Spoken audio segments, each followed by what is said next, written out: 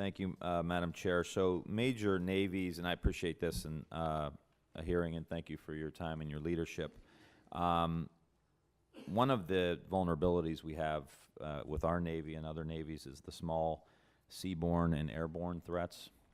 And this includes remote-controlled boats and drones that might pass unnoticed by traditional radar technologies. And as we work to stay ahead, as we talk about the great power competition ahead of China, ahead of Russia militarily, we have to be focused on the newer technologies. So I want to ask you about the directed energy weapons that could give our Navy the capabilities that we need to apply the right amount of force to the right type of threat. And we know that the DE weapons can take the place of multi-million-dollar missiles, which we're interested in on this end as far as helping us keep the budget contained as to where we think it needs to be. So can you just ask a couple questions and let you all touch on it wherever you can? What's the Navy's broader strategy for directed energy, and how are we addressing the growing threat? And then do you view the directed energy as a necessary part of the Navy's future offensive and defensive needs? Sir, I'll take that I'll be happy to take that question. We have in the Navy an accelerated acquisition program, which really comprise of some designated capabilities that we want to move to the fleet as fast as possible. And inside that, there are very few programs, but one of those involves directed energy, both high power microwave, but more specifically in the laser regime. And so we are moving forward with a family of lasers to get those to see for exactly the reasons that you state.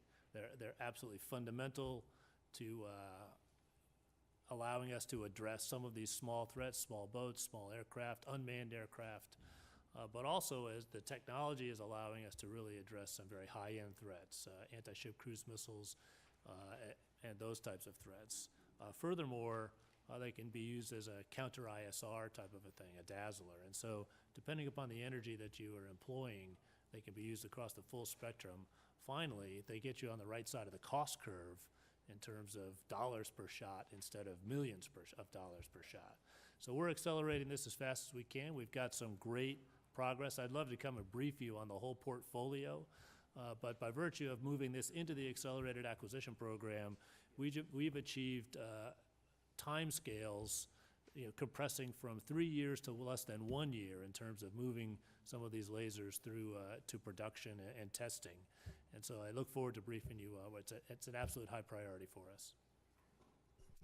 Else? I would just say that it's just not at sea. I mean, there is a lot of activity. If we could talk in a classified setting, we could talk about what's going off the west coast of Yemen.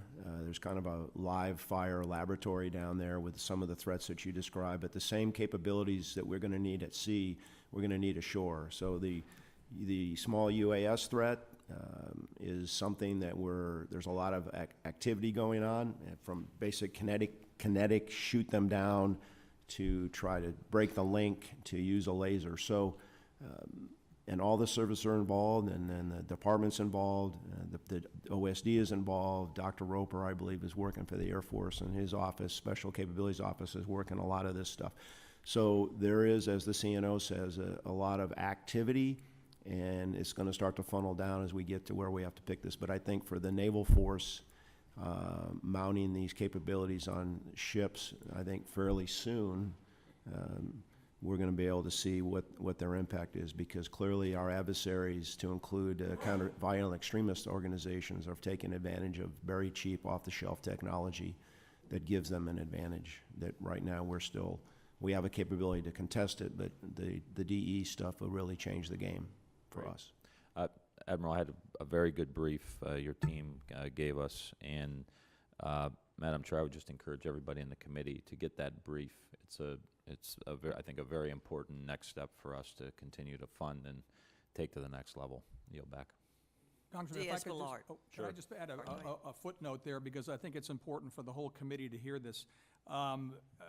Starting when Secretary Esper was the last one to land on the ground, but Secretary Esper, Wilson, and myself meet with great regularity now. And one of the things that we are actually doing, we had a meeting last week, was pooling our S&T projects, because we realized that we were parallel tracking many of the technologies we're talking about.